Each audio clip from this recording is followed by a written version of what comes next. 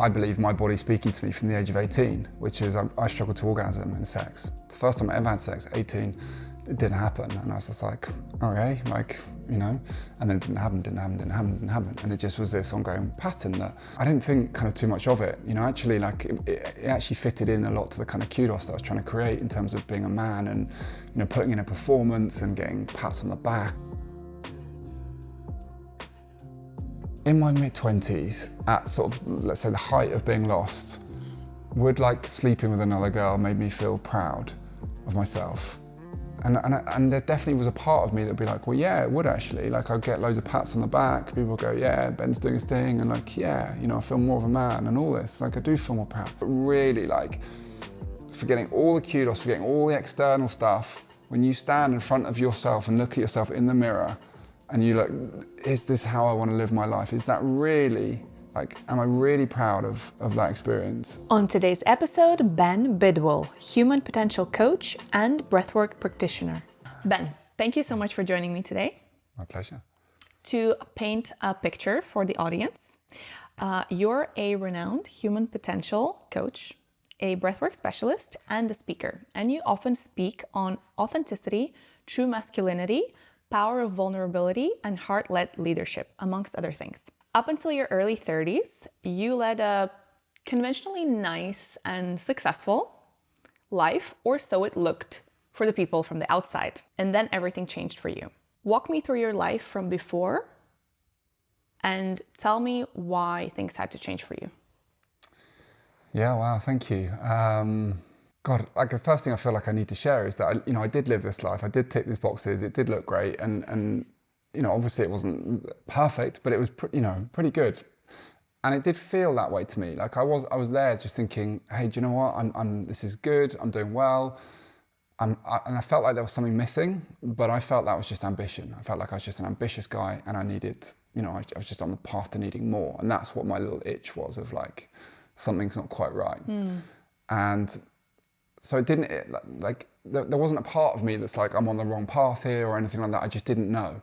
It was only when I started working with someone who started showing me who I really was that I started to see, oh, actually, these things that I'm doing, they're never going to fulfill me. And I can be as ambitious as I want and I can achieve all of them, and they're never going to get me. So I guess from that perspective, something had to happen for you to actually seek a life coach. So what was that this is it moment for you?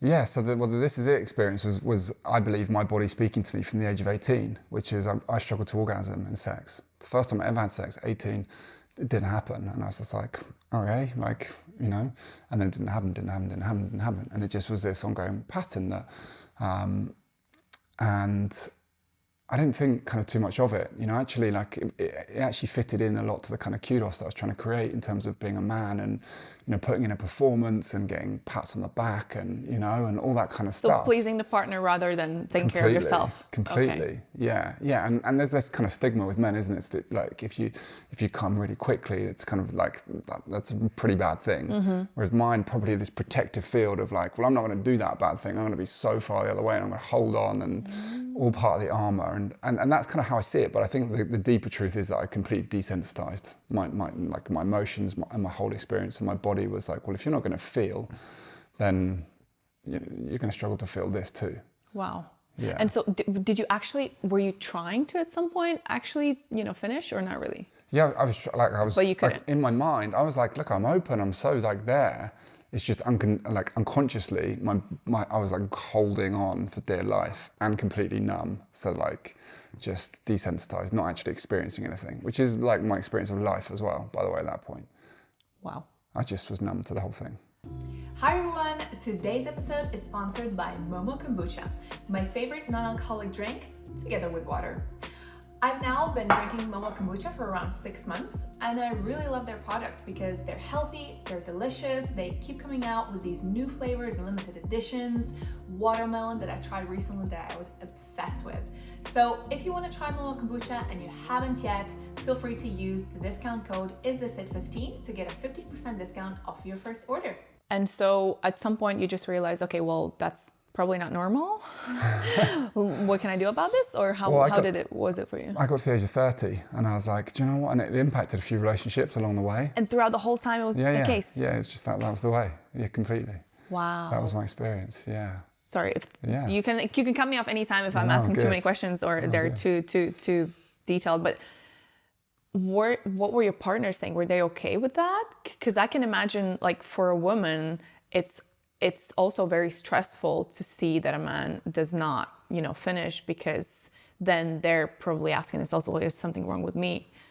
Yeah, the reactions of some were like completely different. From some, they were like, they took it quite personally and they're like, is it me? What's going on? And so often what I learned, I started to share it. If it felt like we're getting to an intimate situation, then I'd say, by the way, this is often my experience. It's like, if it happens, that's just how it is. It's me. Other times, like, people would be like, I'm totally cool with that. Like, let's go, like, getting crude, But I can totally understand. It's there's so much we want to please. We want to know our partner is satisfied in that. But it also impacted in relationship, where I think it really impacted my drive. I remember this, I feel bad every time I say it, but I had this experience in relationship when I was about 21, 22, my first sort of proper, like, loving relationship. And we'd been together for quite a long time, and I think she was like, what's going on? Like, sexually, like, you're not, like, kind of onto me like perhaps my other partners have been. And I'm just saying, like, well, for me, like, sex sometimes can just feel like going for a run. It's like a lot of exercise, and I don't really get the good bit at the end. I'm like, it's just it's energetic. I'm knackered, and so I'm not drawn to it in quite the same way. And that, I think, was the hard part to take in relationship, because they want to feel, and I've learned this, they want to feel like ravished is the word. They want to feel like their man is, stimulated, attracted, wanted. Yeah. Exactly. So that was the hard part, I think, in relationship. You mentioned, I saw in some of your early interviews, something about ejaculation retention, or was it referring to energy somehow, or energy cultivation, or was it different? In terms of, like, that was something I was seeking? Yeah.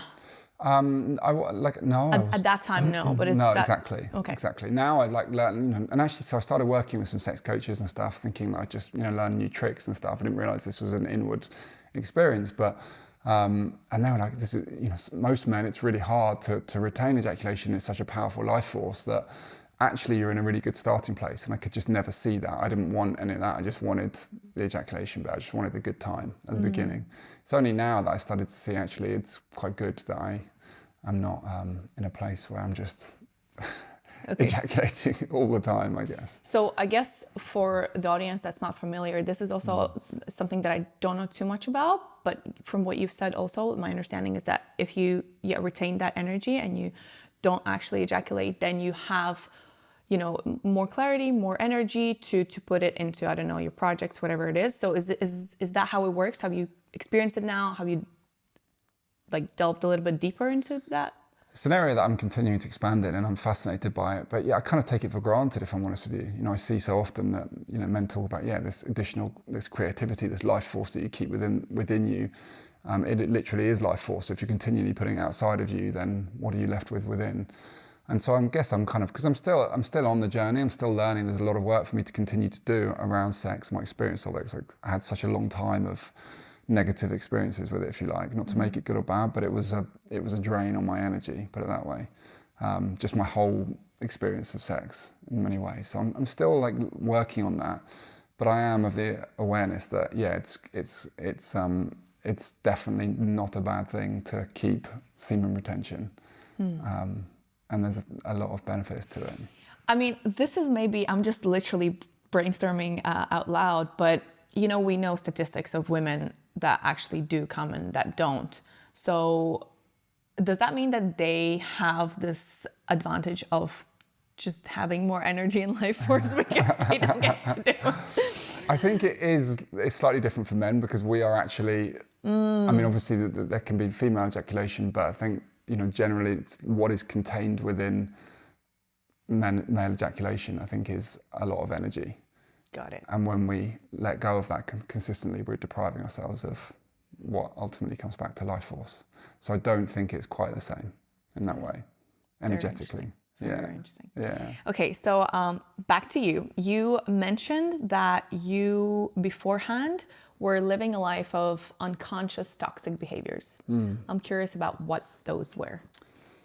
Yeah, like competition, dominance, like need to be as the best if I could.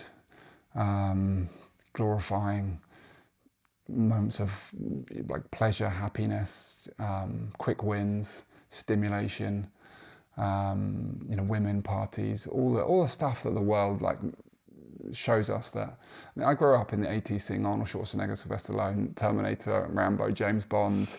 This was my, absolutely, they got the girls, they won everything they did. They were never kind of sad or depressed or low or... that we knew of. That we knew of on film, right? Right.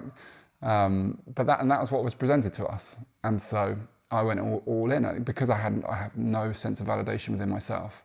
I went all in on trying to get everyone else's validation. I had no idea I was doing that at the time, obviously, I feel like this is so unspoken of and unthought of, but we literally are the products of everything that we have been consuming for decades. And it's the subliminal messaging, and it's the cartoons, and then it's the teen shows, and then it's the movies, and then it's, the billboards and everything else. So nobody can really blame you for acting that way because those were the role models of that time.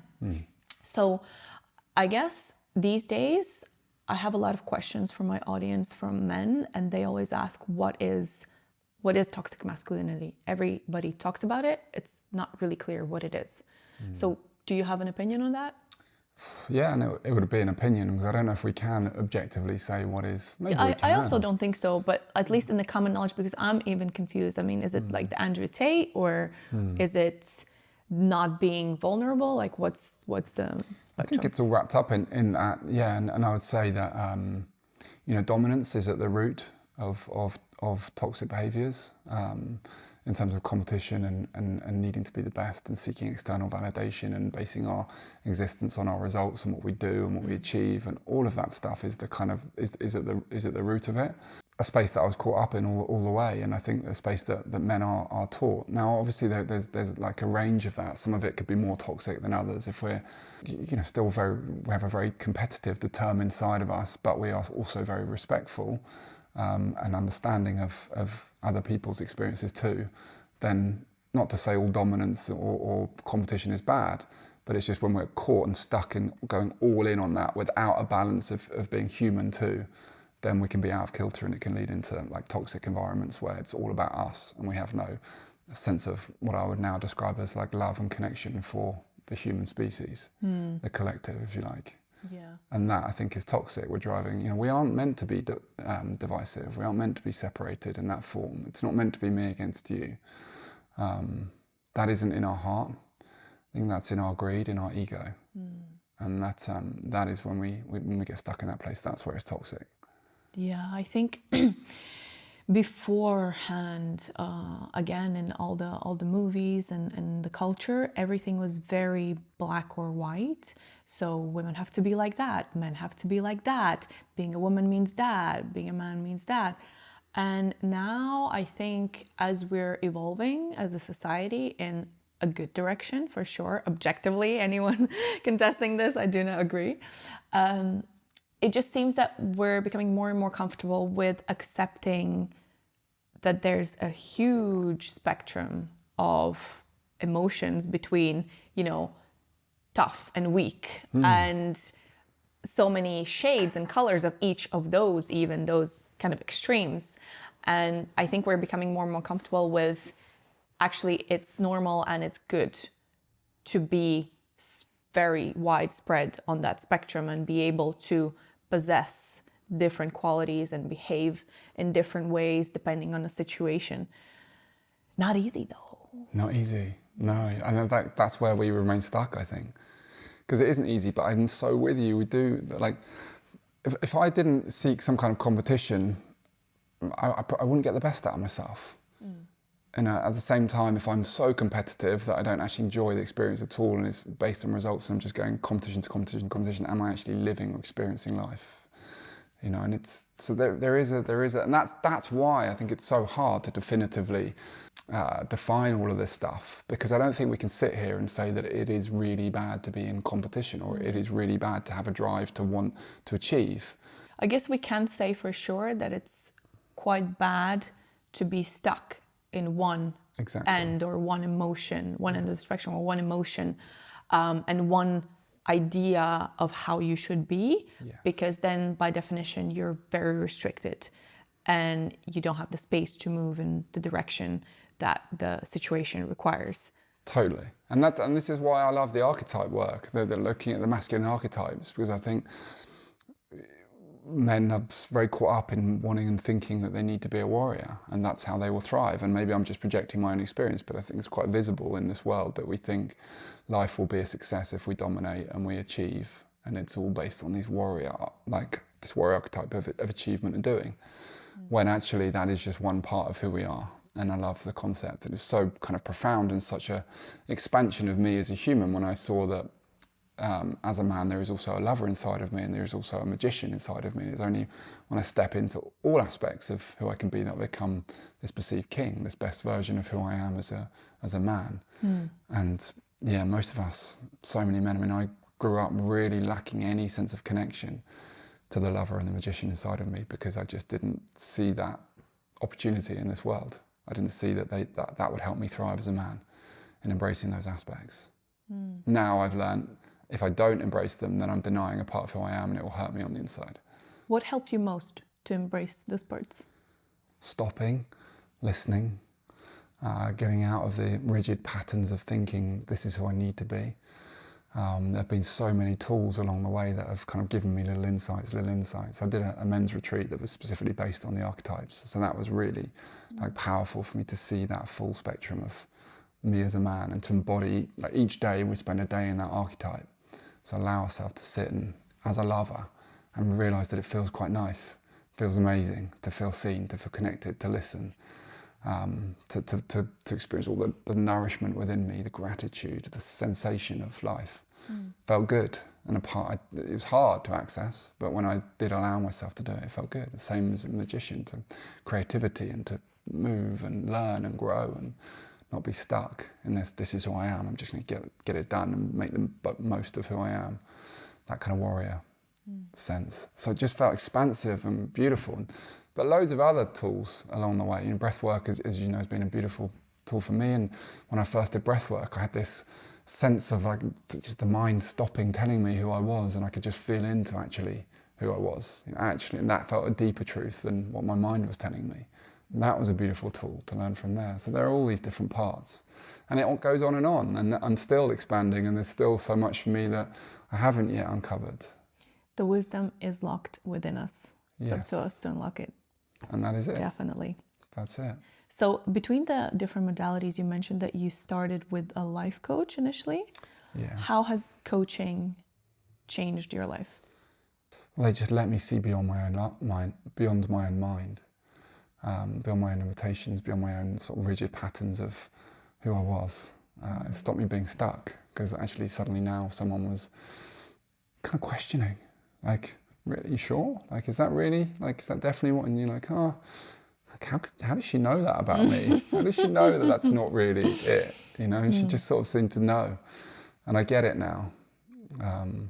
But yeah, someone asking you those questions allows you to see yourself in a different way, a way that you really are, rather than the way that you've conditioned yourself to see. Yeah. It's so useful. I mean, I've had coaches, I'm coaching people as well, and it's just that undivided attention and intention from that person in front of you to be there for you, to hold space for you without any judgment, and to help you untangle your own mind and your own emotions. Yeah. It's everyone has blind spots. You can't do it on your own. You can, but it will just take so much longer. You'll bump into things, you'll hit your hand, you'll be like, oh, that hurts. Wait, why did this happen? And then if you're that way inclined, some people just keep hitting, just keep hitting. Yeah. So it's I asked that because it's been definitely very beneficial for me as well. And I read that you did hypnotherapy. as well? Yeah. So the first life coach I worked with was a hypnotherapist. Yeah. How did that work for you? How Well, what you know, impact did I it think have? I was so closed. I just wasn't open. I was kind of expecting to do this hypnotherapy and some things would change. I didn't have the depth of awareness to understand that this is like an ongoing like work on for communication with my subconscious that would alter me in ways that wouldn't logically make sense to me. And I was so rational and logical at that point that I just couldn't, I wanted the instant results. So actually how it happened is that we'd be doing hypnotherapy and then at the end she'd kind of speak to me and we piece things together. And I was like, can we do more of that? Like when we spoke about that stuff, that was really interesting. And so she'd be like, sure, we don't have to do the hypnotherapy. We can just piece this together here if you want to. I was like, yeah, can we do that? And so actually, I just don't think I was ready and open for the hypnotherapy at that point. Oh, wow. Yeah.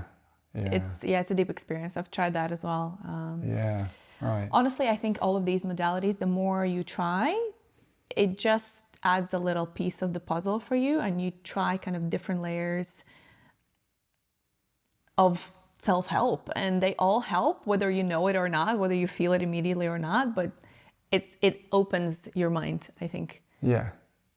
Some way or the other. And I think they're all right for us in different, not all right all times, but hypnotherapy wasn't right for me at that point. It might be exactly what I need right now, where I'm at in this part of the journey. At the same time, you know, everything. So I think we have to be open. I think we can get a bit fixated on like, this is going to be it. This is going to save me. This will change everything. And it's like, that might be right for you right now, but something else might be the right thing for you at the next point. Very true. Have to remain flexible and very fluid. Yeah. And have the feelers in the moment always, and check in with yourself. I think that's the one. Even for myself, we were saying this off camera. It's just you have this goal and then you start going there and then things change along that way. Things just change. You have to do those check-ins often and see, okay, well, it's been 6 months, it's been a year since I set out to do this thing or become this person or get this project. And yeah, just check the reality, right? Because you might be already veered off the course or some adjustments to the goal might be needed.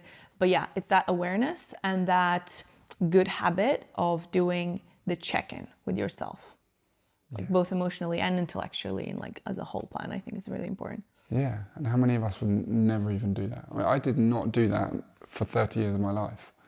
You know, I did not consider what I didn't know how to consider. I didn't know where the answers lay. I just was like, well, I'm just going with what feels good. And it was kind of confusing because sometimes what things felt good actually then felt bad. And I was like, well, what does that mean? I remember that people would say, like, if you know what your purpose is, look at your bank statement and look at what you're spending your money on.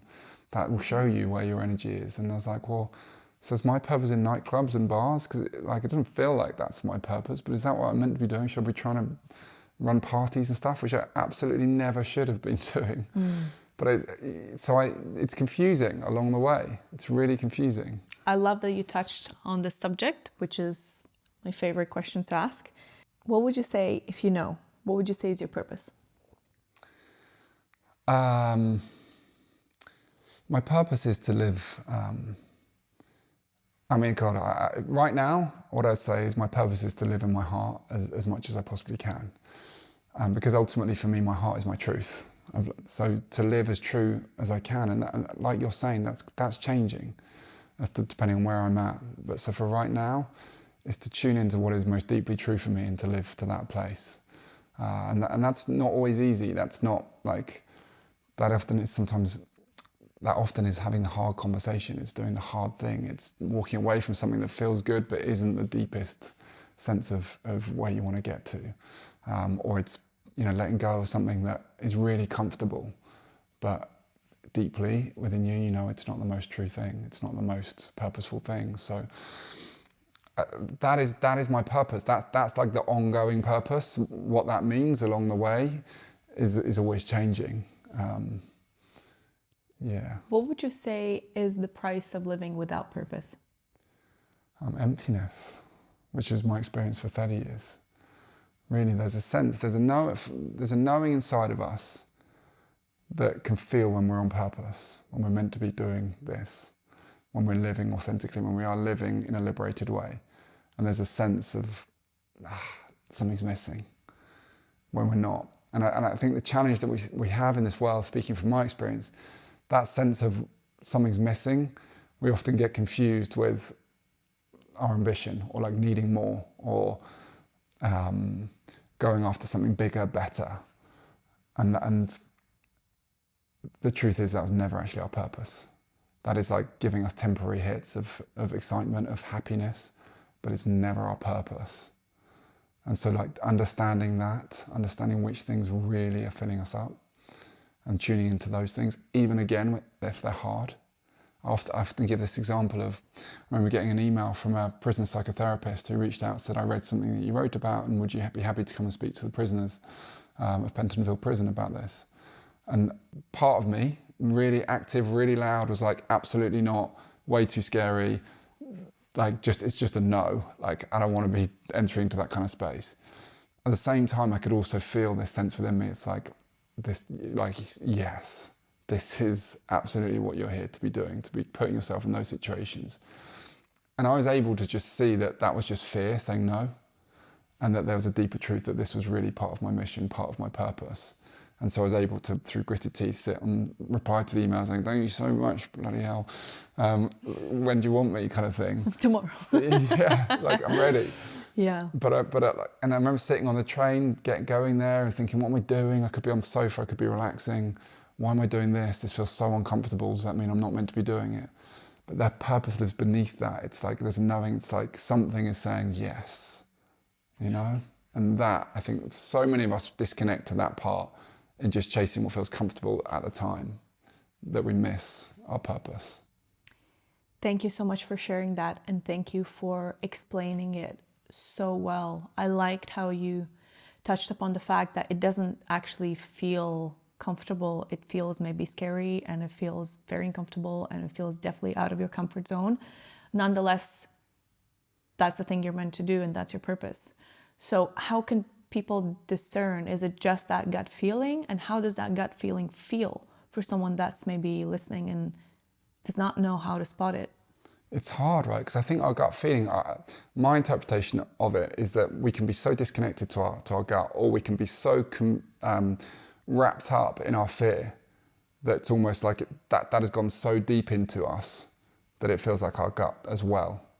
If we're so, that is my experience of it. It can feel like an absolutely no in every sense of the word. And we can be like, there's no bit of me that's connected to this. But it's like, well, actually, are you really allowing yourself to go deep enough to find that yes? And so I think it is really, really hard. And ultimately, it's got to come back to my lesson, my way of learning is that I always look at this sense of what makes me feel proud, or what would make me respect myself. What's the answer to that? Would I feel proud doing that? And if I was wriggling, it could be like, well, yeah, I feel proud, but there's so many no's. It's like no. If it will make you feel proud, there's a part of you that is longing for that. Proud, like that sense of pride is it's like a deeper knowing for me. Does pride not go too hand in hand with ego?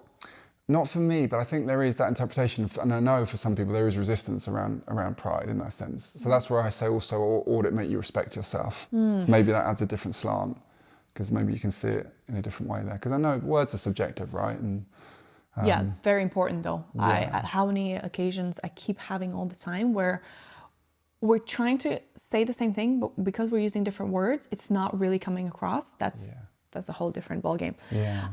But just recently I was speaking to a dear friend, and she was saying exactly this. She's doing this exercise where she's asking herself, is this thing going to raise my self-worth in my eyes? And that's it. And that's a great compass. I found that as well. And I really get the challenge of that, because I'm just, as you're saying this, I'm thinking, well, in my mid-20s, at sort of, let's say, the height of being lost, would like sleeping with another girl made me feel proud of myself? And there definitely was a part of me that'd be like, well, yeah, it would actually. Like, I'd get loads of pats on the back. People would go, yeah, Ben's doing his thing. And like, yeah, you know, I feel more of a man and all this. Like, I do feel more proud. But I wasn't going deep enough. Like, really, like, I was taking the surface level understanding. It's like, yes, but it's like, no, but really, like, forgetting all the kudos, forgetting all the external stuff. When you stand in front of yourself and look at yourself in the mirror and you look, is this how I want to live my life? Is that really like, am I really proud of that experience? I think I would have found no. Like, it was fun for a moment, but that's not in alignment with yeah. your purpose and who you ultimately want to be. Yeah, but I had to dig deep to get to that. So I want to ask you, just again, to make it very tangible for people listening, to bring it back to their own life. So what was the feeling, like the sensation of your life before you kind of uncovered this purposeful life, and after, now that you're presumably living it? So the difference in how you feel day to day. Yeah, so my old life was very much like a curve of like how I felt, just sat on the sofa, nothing going on. I felt pretty empty. I was like, I don't feel stimulated. I don't feel proud. I don't feel on purpose. I don't feel like I'm living my true existence. I'm just, however, then so from that place of like feeling quite empty, I would go and chase something. And then I'd go to the party, I'd get drunk, I'd go and do the thing. Now I feel alive. This feels really good. Yeah, okay, this is great. Now I feel this is how it's meant to be. Then that would finish, and the next day I'd go crashing back down to like, okay, I need to do something again now to feel alive again. Because without the something, without the doing something, how I felt just in that existence was empty, right? I mean, not completely empty, but just a bit purposeless, a bit kind of numb. Like, there's got to be more to this. So I was just chasing, there was that light. I had to have something to make me feel something. Whereas now it's a sense of my intention is to feel great, or let's say good, just on purpose, to feel good about life. Like, yeah, I feel on track, I feel on purpose, I feel alive, I feel something negatively might be happening in the short term. I might be having a challenge here or here, but ultimately my life is on purpose and I feel like I'm showing up and being the person that I want to be. And then from that place, yeah, sure, I might have some highs, I might still go to a party, I might still have some fun, I might buy something that just gives me that hit, but I'm not coming crashing back down to a place of like emptiness and a lack of purpose again. And so I can make more conscious choices from that place because I'm steady. And I'm like, yeah, it feels good, I don't need that. In the past, I needed to do something to take me away from the emptiness. To feel something. To feel something. Now it's like, not to say I've got it all figured out, I've got it perfect, because I think that would be an entirely wrong thing to say, but my starting place is much better so that I do feel good without doing anything. So what I'm hearing is that you made your baseline be the sole fact of being in alignment with who you are and living according to how you really feel. Like, it's just authenticity, the path of authenticity, and just exploring and accepting that who you are is okay, and that's is just a journey. Yes. And because you do that and you constantly also check in with yourself, like, would this make me proud? Is this who I want to be? Then you keep yourself on that track of living on purpose, which is living through your heart. Yes. Exactly. So whatever else, that conventionally we can brand as a dopamine hit is okay. It's just like an occasional spike to an already good baseline of feeling in your life. And then I can make a more conscious decision towards that dopamine hit because I don't need it. And I think that was the part before I felt so empty without something. And I'm describing an addict here, basically, by the way. I was, without it, I felt empty. And I wasn't an addict.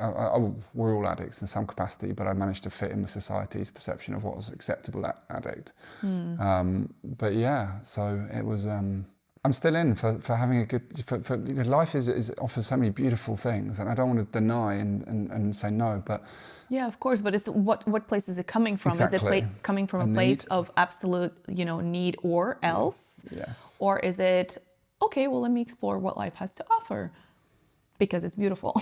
Yes. And why not? Rather than, okay, if I don't do this, I'm going to be depressed. Exactly. Yeah, it's a big difference. Yeah, completely. Okay, so I want to talk about a little bit more about your career shift. So you realized, okay, what you were doing was not quite right. Then for a year, you undergone this coaching, hypnotherapy, and then you decided to become a coach yourself? Yeah, I didn't. I didn't initially. I was like, I'm going to train in this coaching because I feel really drawn to it. And I was like, if I've changed, I feel anyone can, because I was so stuck, so rigid, so lost, that if I've gone on this path, anyone can. I really believe that. So I wanted to get the training, but I didn't know what to do with it. So I went and got the training at like 31 and then just sat with it. And I ran a company for a while. I started my own company. And knowing that my life skills and learning about myself and would help me in running a business anyhow. But I did that, and then when that got to a place where it was just really uncomfortable. Why? Because I felt so reliant on other people in that business. It was a tech company and I wasn't technical, and I had tech partners, and I just couldn't do the work that I needed them to do. So I felt, that's when I started to experience anxiety, where I felt like what I was putting so much into was out of my hands. And then it's at that point where I wanted to regain control of my life, in the sense that I didn't need someone else to do anything for me to feel like I was moving forward, that I then picked up the coaching at like 35 and was like, okay, now let's look at taking that control, and now I've got that as well. So that's been my journey from that point. And pretty soon as I went into that, I was like, okay, this is really deeply fulfilling me. This is like just a constant headache in my life. I was in the tech stuff really for a financial gain. Yeah. There was no sense of purpose to it. And then this felt so purposeful, the coaching aspect. And I felt like it was really like part of my journey and where I was going. That it was like, how can I go back to something lacking so much purpose? So I just had to reach a point where I was like, okay, that's not happening anymore. This is my life. Okay, well, I love that. And how did it go from there? Because anyone that's a coach listening, they know that it's not that straightforward. You don't just, certify or not certify and just like, you need to find your clients, you need to find your way, your niche, your style. So I want to ask you about that journey. Yeah, totally. So I am, having worked in tech, I knew that like marketing was like central to our whole experience. And so then moving into coaching, I was like, I need to create some kind of brand. Even at this point, and there's so many coaches now, but at 35, I felt like the world was gravitating, more coaches were coming out. And that's like, I need my thing. And so for me, I looked at what it was that I was representing and what my journey and what I wanted to help people achieve.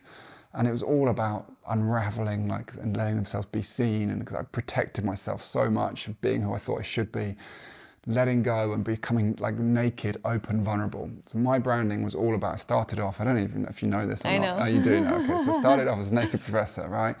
And What professor? Because at the time Instagram had like all these catchy like names, and it was like the naked coach didn't sound right. Okay. It's like, Yeah. it just felt like I was kind of, I don't know, it sounded right. Okay. But I wasn't a professor.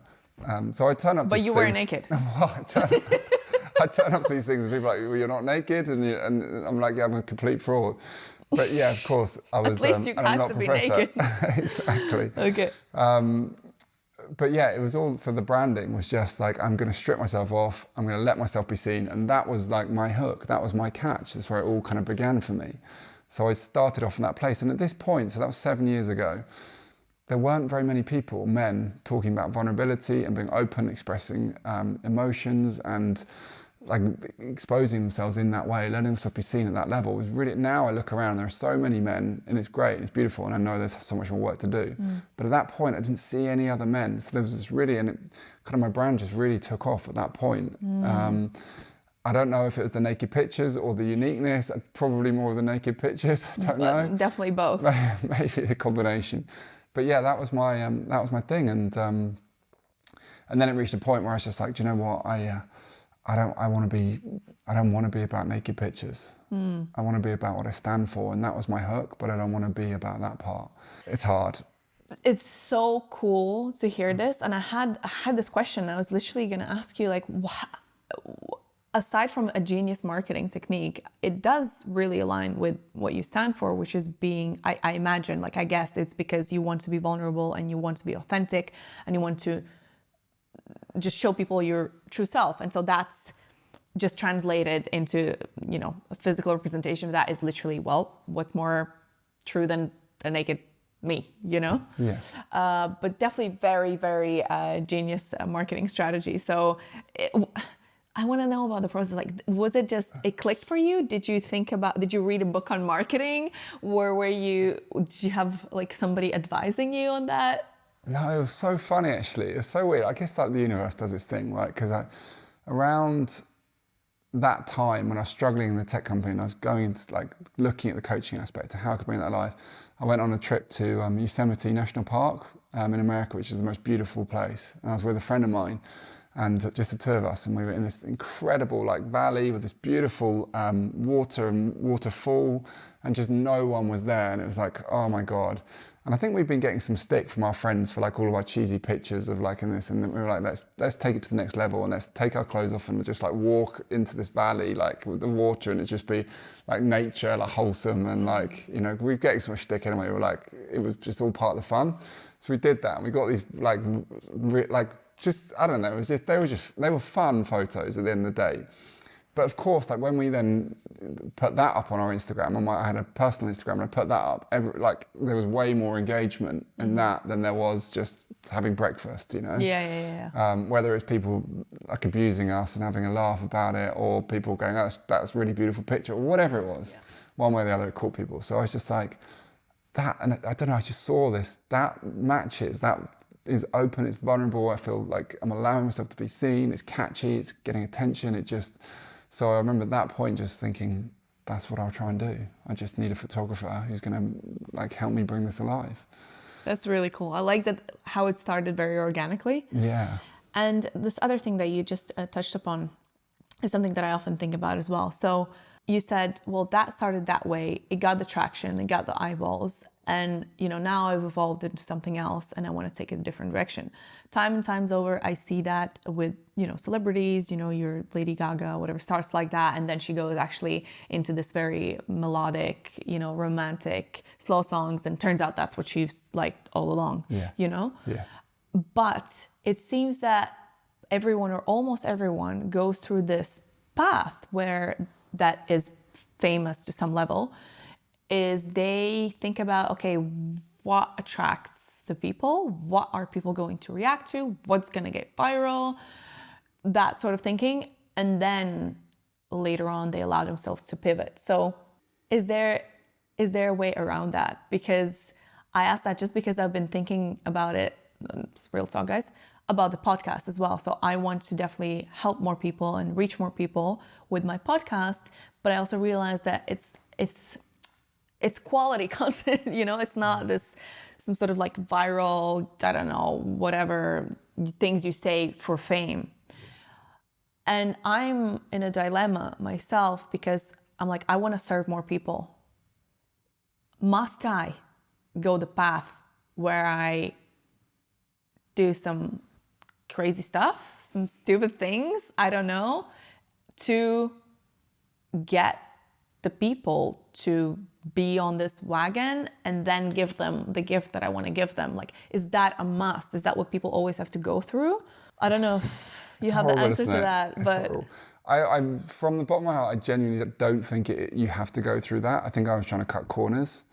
I do believe, and maybe it's just because I have to believe this, because otherwise it would be soul destroying, but I believe that if you consistently keep showing up, I think the hard part is that we have to consistently do it consistently. And I've got quite a lot of friends who showed up. No one gave a shit. And then eventually something happened.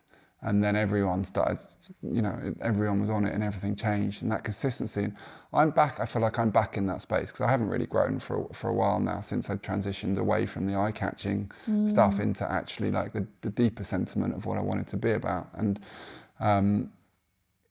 it's really hard. It is really hard. And I have a real thing about Instagram and how the algorithm works. I think it's promoting this really horrible world of, like you're saying, of like everything has got to be eye-catchy, everything has got to be instant, all the stuff that I think is really harmful. I turn my likes off because I don't think we should be based about likes. I don't know why we need to put a number on that. I think it's really unhealthy. Like teenagers who are looking at this world coming through are thinking it's just normal for them. I know I'm a huge hypocrite in sharing this, but I just take off my clothes and that's how I represent and share myself, and because that's when people like my stuff, and it's just, I think it's created a really unhealthy world. So I don't know. I think consistency is the most underrated thing, but that is the long game. I'm God, meanwhile, other people are playing the quick game, short game, and making real progress. And it's quite hard to stay on track, isn't it? To go, I'm going to consistently keep showing up from my truth, and know that it will get seen when it's meant to be seen. 3 years on, 4 years on, 5 years on, we're like, hello, anyone? Yeah, it's time in the market rather than timing the market, right? Yeah. Which is comparable in this case to going viral or actually doing the work for X amount of time. It's funny because always, there's just these celebrities or musicians or actors that all of a sudden you just see everywhere, and you're like, oh, overnight success, or like, where did they come from? And then you just look it up and it turns out they were actually doing this thing for 10 years or 5 years, and you just didn't know because they hadn't reached that breaking point of something or somebody just propelling them, and then everybody finding out. And I do think there is a balance to this. So this is where I'm trying to find this healthy balance of showing up from truth whilst also understanding the world we live in, and playing the game to that degree, in the knowing that it's almost like that's the warrior part of me. It's like, we got to get this shit done. Like, it's part of my purpose. It doesn't necessarily align to who I want to be, but it's just a mission that I'm on that serves my greater purpose more deeply. So I go beyond that fear, go beyond the judgment that might be with it, and I get it done. I'm speaking to myself here, by the way. Like, I'm not in that place where I'm actioning it. That's one way that I would hope to be embracing myself. It's hard though, right? It is. And the way I see it is, how much do you want it? How much do you want to live your purpose and fulfill your mission? So it's not enough to just want to serve people, or in this case, to just, make content that you think is great and you love. You have to also do the work and jump through the hoops to actually, find your people and feed it to them in a way that they'll understand and that will serve them best. And that's, we're talking about a person that's wearing how many hats already?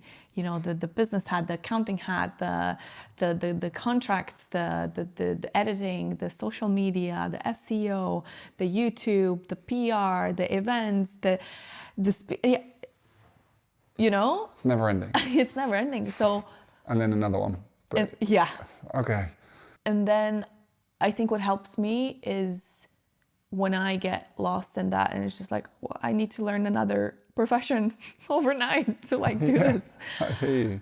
And then I think, the thing that helps me is just remembering, why did I even start in the first place? Because it's easy to get lost in the things, in the to-do list, in the, another thing I don't know how to do, and another skill set, how to learn. And when you get deeper in the doing, sometimes you forget and you disconnect to why you started in the first place. Why are you doing this in the first place? So at least what helps me is to reconnect to that and be like, well, you've started because you want to help people and you want to serve them and you want to do it in that way. So, well, maybe how you're doing it now is not enough. And so maybe you need to learn something new or become better at something so that you actually reach them. That picture of the guy that's excavating for diamonds and the one that left an inch before actually reaching it. So I think it's kind of a little bit like that. It's hard. I find that so hard, that image as well. It's like, well, there's also another image that someone's hacking away for years and years and years and they never find it. And at what point do you say, okay, maybe I'm going down the wrong part of the thing? How do you know? It's so hard. You might be stopping at that point, maybe rightly or wrongly. I think there is an answer. I think there is a solution to that one. I think if you have this awareness and understanding, and I know it's been said so many times, but it is true, so I have to repeat it, that you focus on the doing itself, on the process itself. So, okay, in the meanwhile, whilst I'm trying to get to where I am, because I have a goal, am I aware each day and I'm noticing the progress, the growth, the personal growth that I'm undergoing as I'm going on that path? That's valuable. That's infinitely more valuable than anything else that's at the end as described as those diamonds.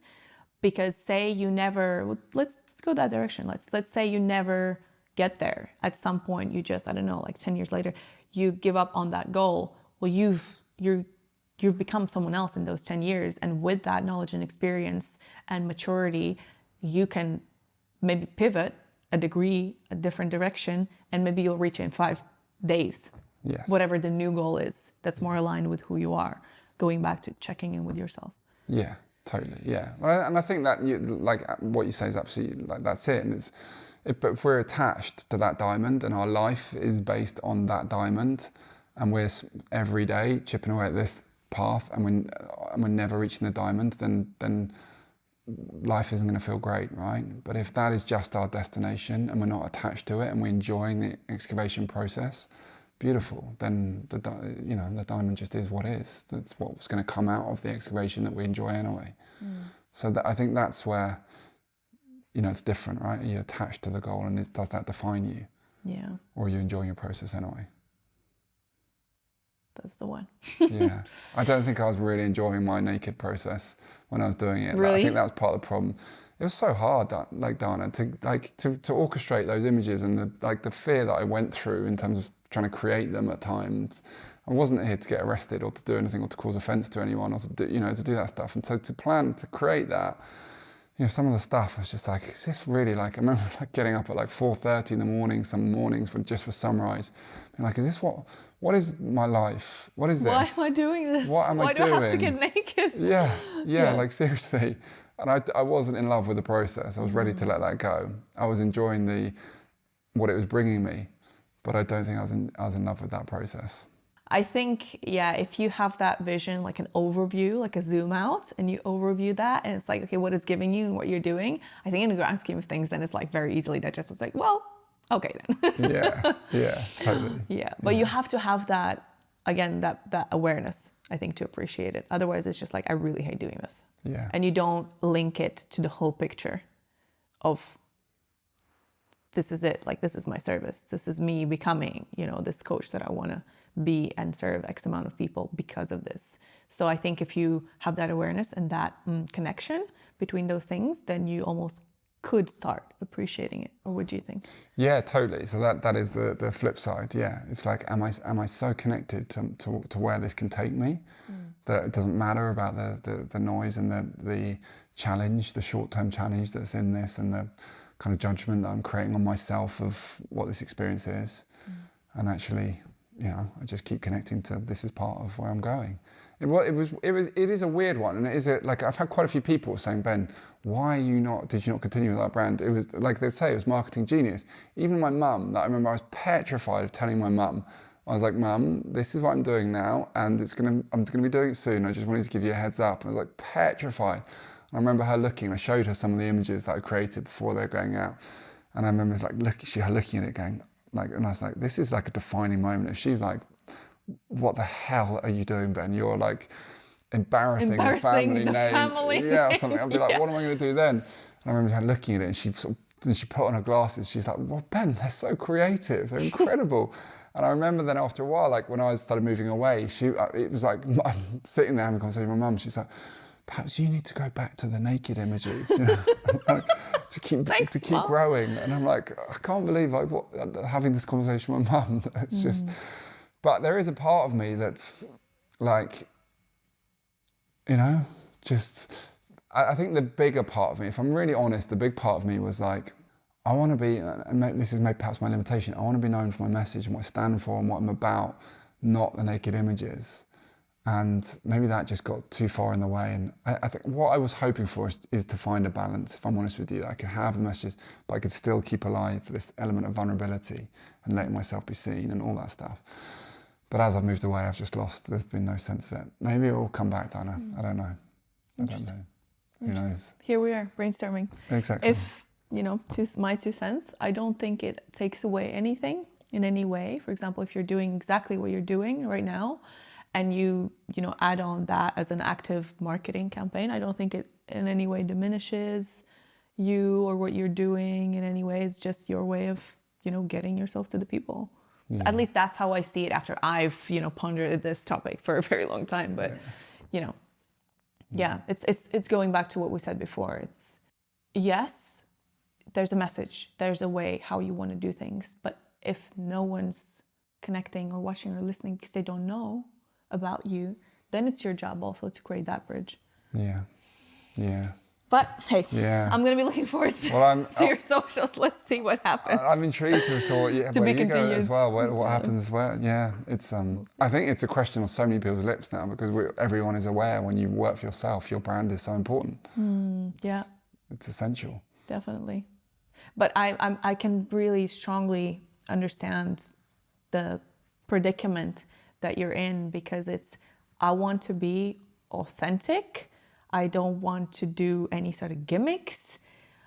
I just want to be me and do me. But then it's like, how will people know to come for you and you? Because I am 100% sure that, there's millions of people that would really connect with you and resonate with you and, benefit from you.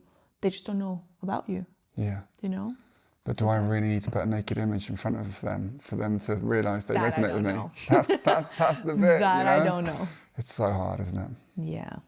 I guess, I was thinking about that as well when you were speaking. Why did it make such a splash, like back in the day?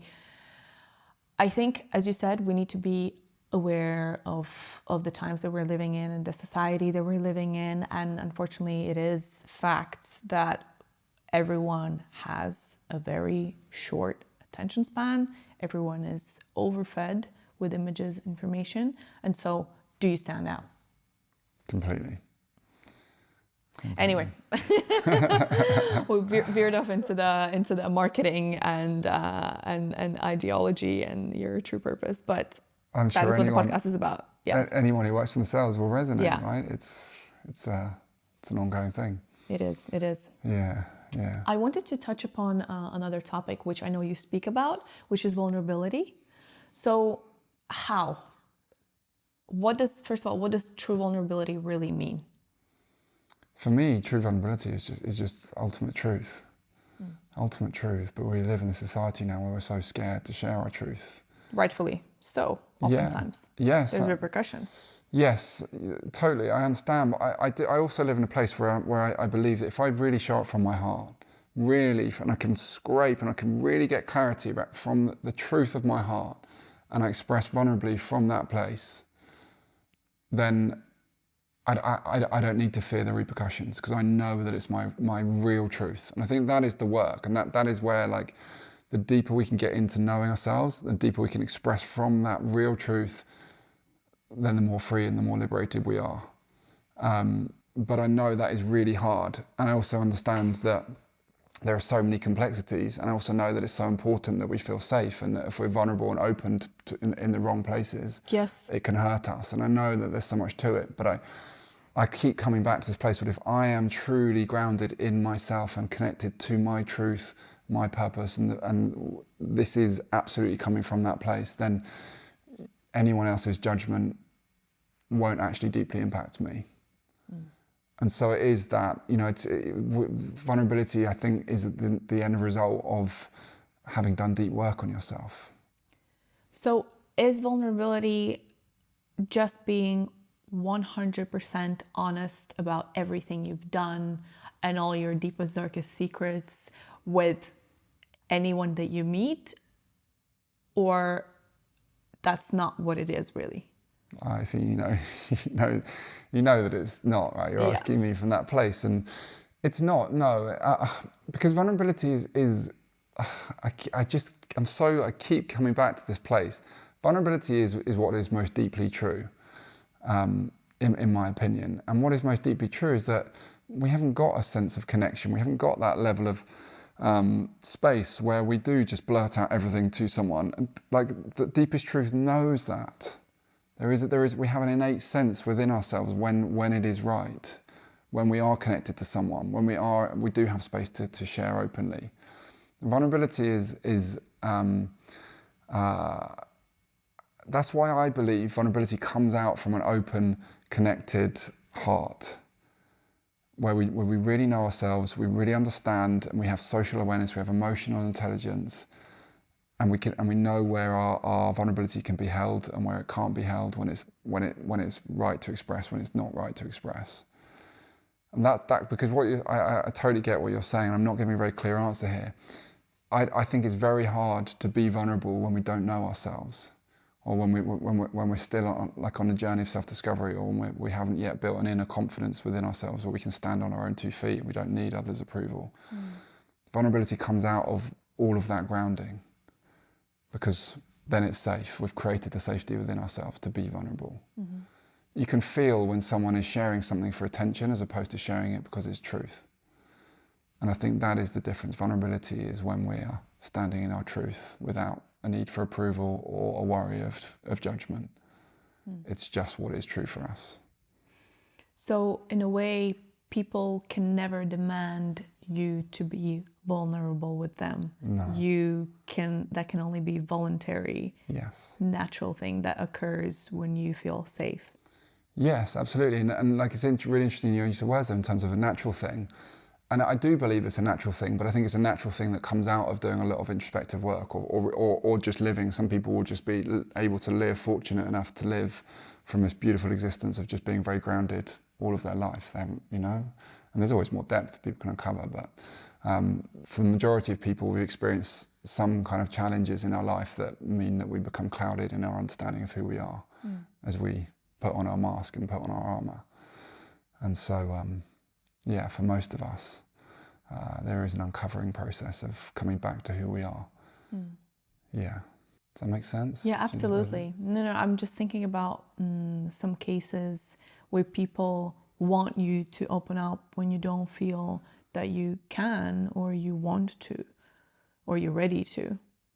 So two-way thing, right? You have to feel safe enough within yourself, and you have to feel that they're safe enough to be able to hold what it is you're going to express. And most people, I don't think, even at the starting place, build the safety within themselves to be able to express what is true.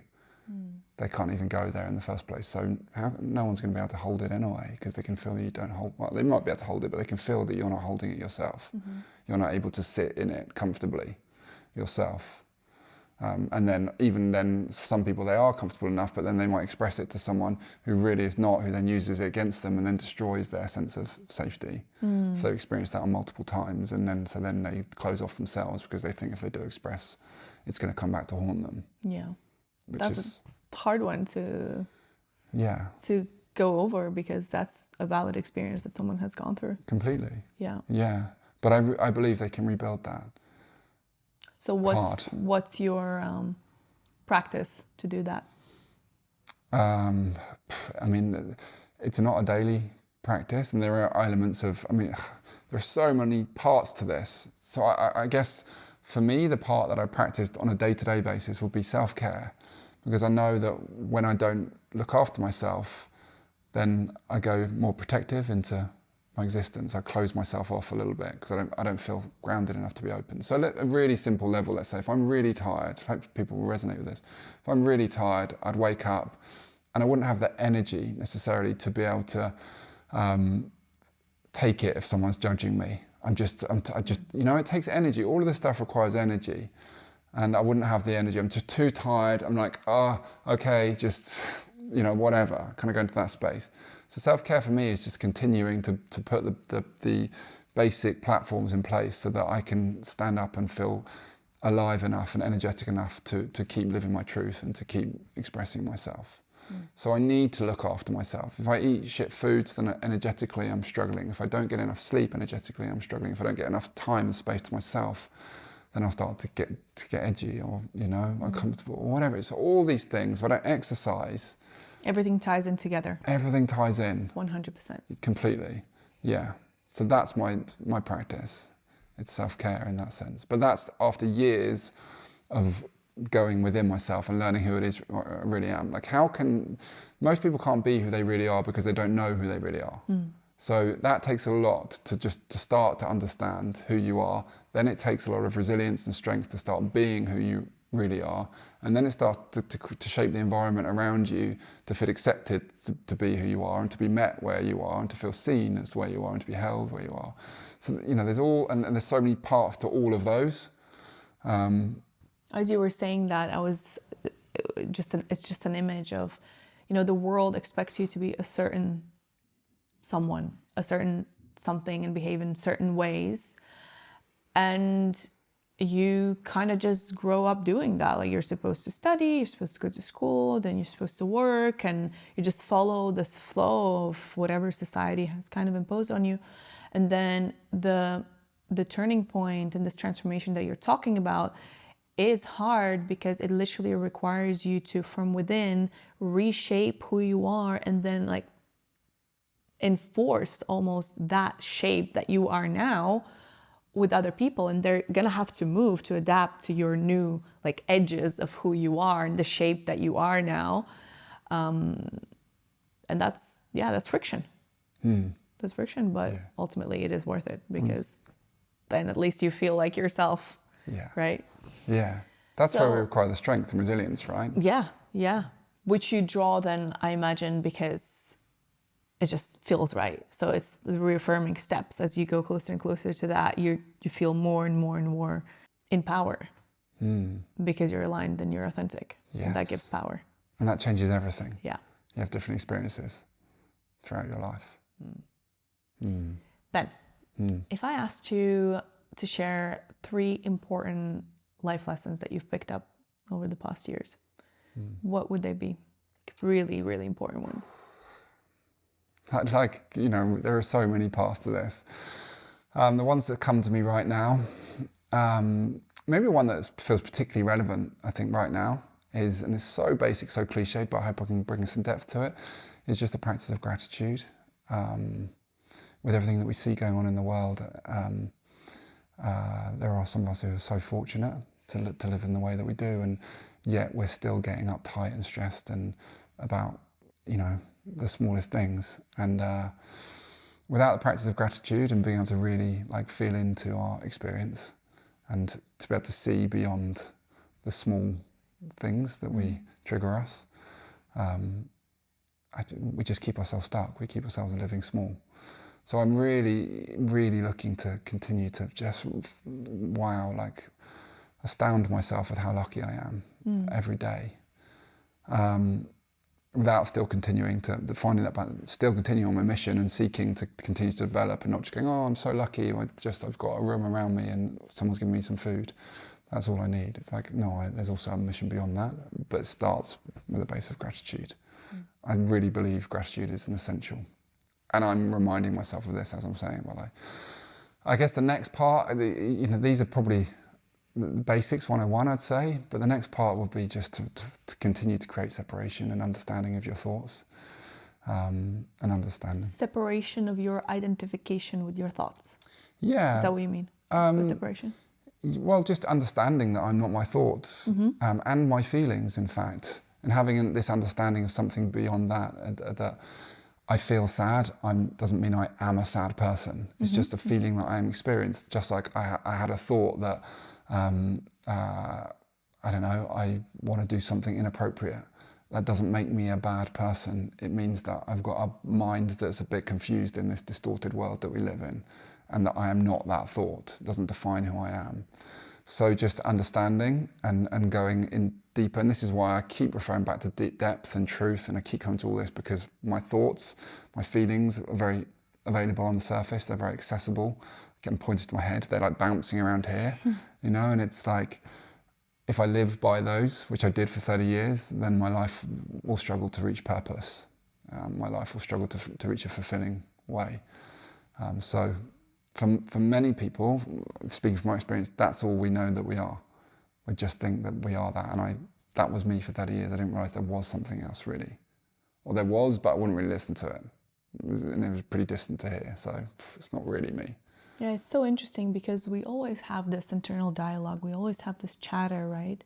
And sometimes it's good, but for a lot of people, most of the times it's not. It's negative, and it's putting you down, and it's doubting, and it's fearful. And it's okay. Like, once you read about it a little bit, it's clear that it's just a survival mechanism. So you don't even hold the grudge against it, but you just catch it. And if you catch it, then you can just override it with, if the thought goes, oh, you suck, why are you even doing this? Then you're like, no, I don't suck. And I should be doing this because this and that.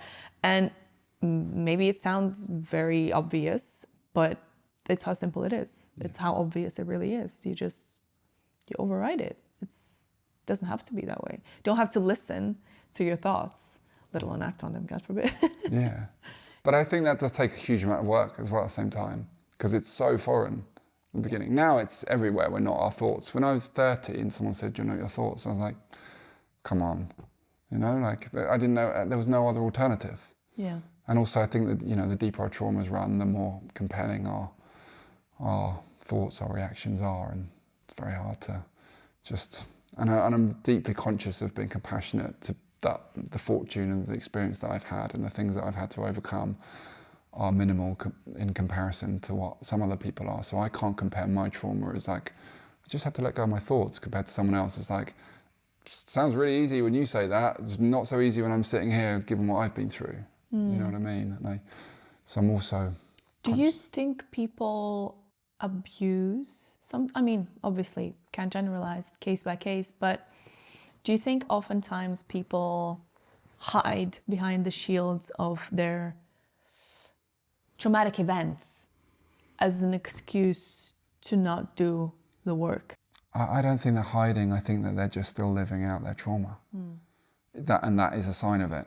And they haven't got to a place yet where they can see that their trauma is impacting them to the place where they can't even introspect in that capacity. I believe that everyone is doing the best from where they currently exist. Yeah, that's very true. I really believe that. I also say that, you know, if you could have done better, you would have done better. By definition, if you did that, that was the best you could. You think you could have, but you couldn't, because otherwise you would have. Yeah, at that point. Yeah, exactly. Now you know better. Ben, as we wrap this up, I'll ask you my favorite question.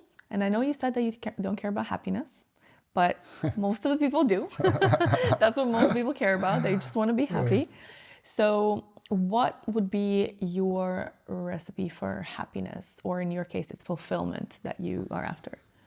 Yeah, exactly. Yeah, I would. The recipe for happiness, I would say, is get an understanding of what happiness really means to you, and if there is something deeper than happiness. Because I really believe we can be happy one minute, and something outside of our existence can make us feel sad. So if it's happiness that we're seeking, then we are pretty susceptible to this experience that we have of life. So I would say, look at what the foundations can exist beneath just a chase for happiness. And let that be your starting place. And then by all means, when I say I don't care about happiness, God, it's like, even when I hear that, I'm like, come on, that's, you know, no one's going to buy that. No, but I'm super on the same page with you. Yeah, I have a talk that says why happiness isn't the answer, and talk about all this stuff. But yeah, so looking at the foundations of what can make you like happy for no reason, without needing anything. How can you live in a way where you're not doing anything but you still feel happy? Because this world teaches us to be happy because of something. Yeah. And I think life gets a lot more exciting when we're happy without needing to do anything. Amen to that. Thank you so much, Ben. It's been my pleasure. Thank you. Hello friends, if you enjoyed this episode, please make sure to subscribe and share it with someone. I would love to hear your feedback and suggestions as to what guests you would like to see on the show next. See you next week.